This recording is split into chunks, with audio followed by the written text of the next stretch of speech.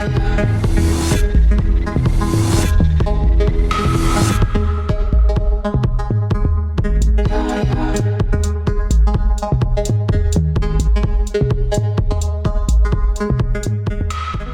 привет, друзья!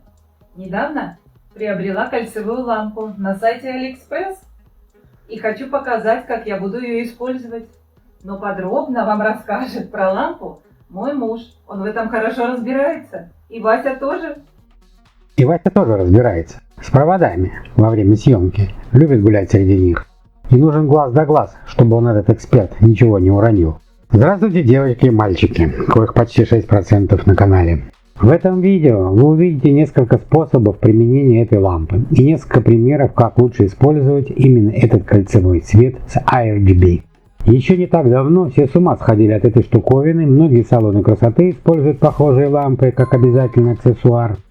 Девушки рассматривают ее для макияжа, тиктокеры любят использовать в своих роликах. Не будем рассматривать ее модное применение в ТикТок, а посмотрим, как можно ее применить в простом видео и фото.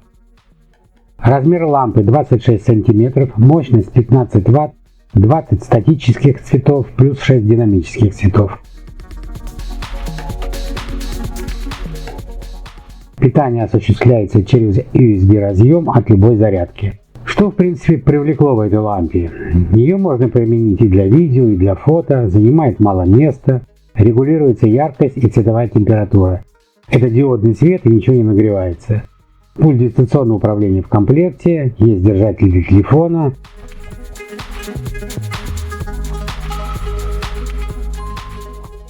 Также она рассеивает и удаляет жесткие тени на фото. Девушки выбирают ее потому, что ее можно поставить в объектив и получить бестеневой рисунок. Так они выглядят моложе.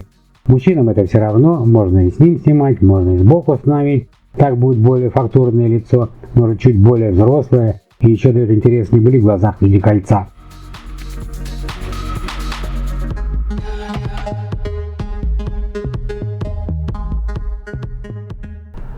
При съемке фото возникают проблемы с балансом белого.